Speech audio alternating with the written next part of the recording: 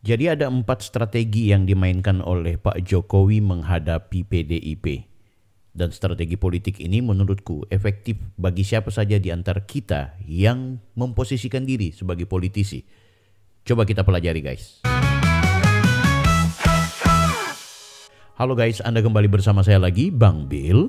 Di video kali ini kita membahas tentang sosok Jokowi yang menghadap pejabat publik itu, misalnya setingkat menteri yang memang ditunjuk oleh presiden, siapa yang kemudian menjadi staf khusus, yang menjadi staf ahli, yang menjadi BUMD, BUMN, itu semua dipilih langsung oleh bupati, wali kota, gubernur, bahkan presiden. Nah, itu baru kemudian dinasti, kerajaan dinasti yang dibangun gitu. Tapi kalau cuma dalam konteks seorang politisi yang kebetulan kemenakannya, anaknya juga merupakan politisi dan rakyat memilih politisi tersebut untuk menjadi pejabat publik, maka itu tentu kita nilai sebagai bagian dari keluarga politik. Oke, kita kembali ke tema yang berkaitan dengan sebenarnya apa strategi yang dimainkan oleh Bapak Joko Widodo ketika ia kemudian berhasil memenangkan kontestasi baik di pilkada, di pemilu, dan juga bagaimana ia pasca menjadi presiden justru masih memiliki power untuk kemudian mengajak kepada masyarakat memilih orang-orang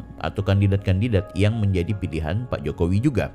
Oke, dalam ilmu politik kita ketahui ada 4 strategi yang sebenarnya dimainkan oleh politisi untuk bisa meraup suara atau mendapatkan dukungan maksimal. Yang pertama, tentu ada namanya strategi politik berbasis ofensif. Nah, ofensif ini kalau kita tahu seperti bahasa yang cukup familiar bahwa kata ofensif ini artinya menyerang. Coba kita perhatikan baik-baik. Kapan Pak Jokowi menjadi orang yang menyerang?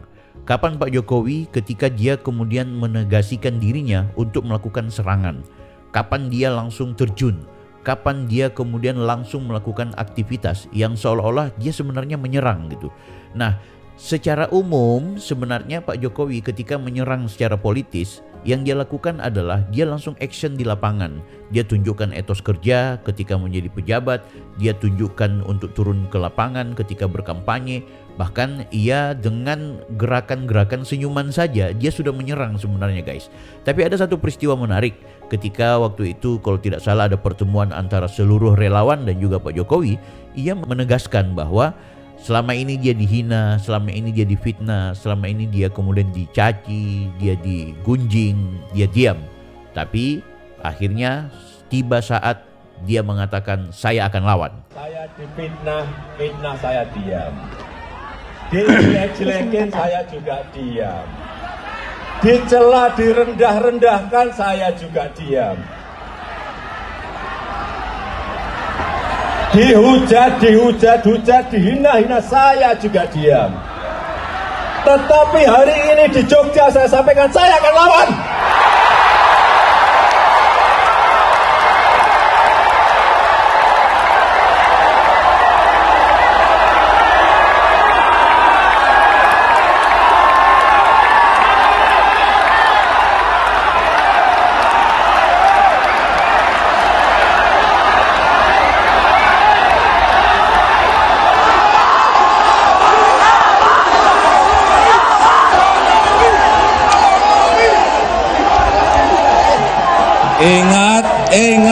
Ingat sekali lagi, akan saya lawan.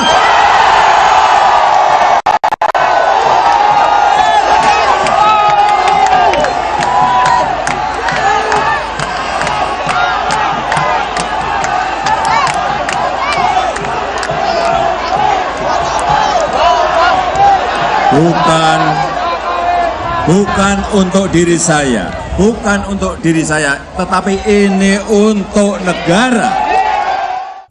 Nah guys, itu strategi pertama. Nah, strategi kedua, Pak Jokowi juga melakukan apa yang disebut dengan strategi politik defensif, artinya bertahan.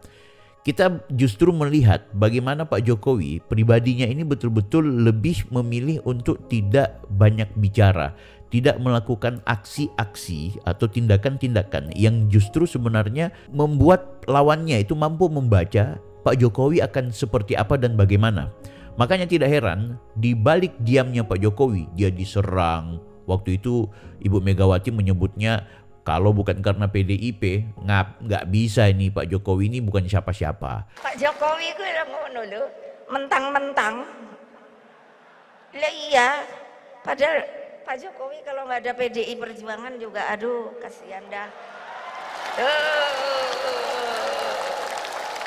Ketika Mbak Puan kemudian selfie video ketika Ibu Mega panggil Pak Jokowi dalam satu meja di ruangan PDIP. Ibu lagi serius ngobrol sama Presiden, yang lainnya ada Bendahara, Mas Pram, sama Kabin.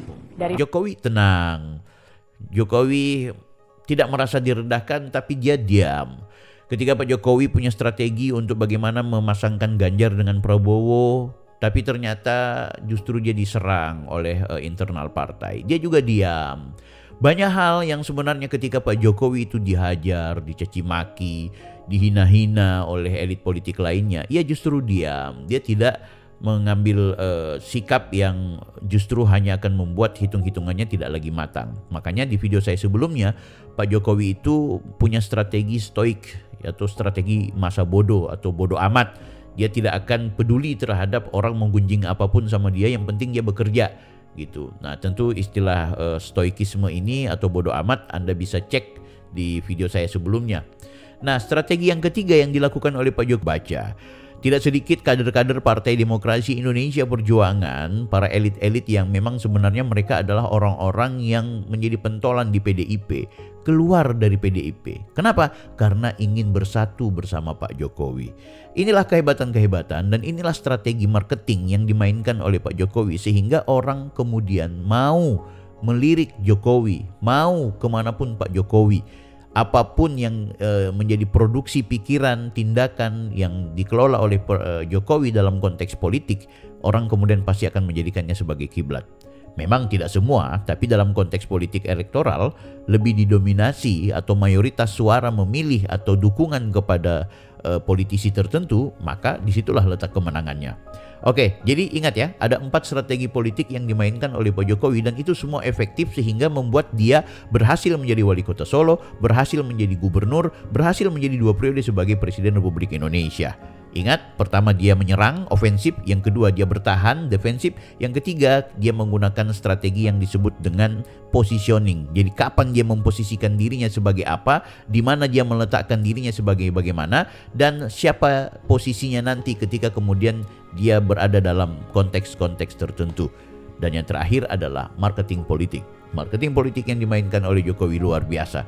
Dia mampu dengan bicara apa adanya saja sudah membuat orang itu suka dengan kebijakannya, suka dengan pola pikirnya.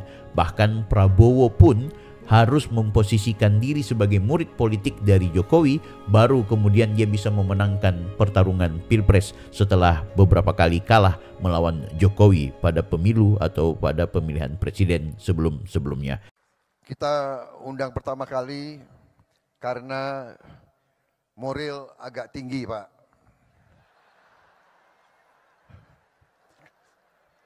Jadi berani ngundang, Pak.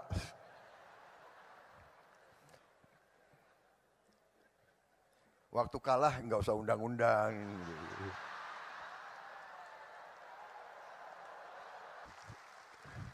Makanya kalau ilmu kepemimpinan belajar dari orang Solo.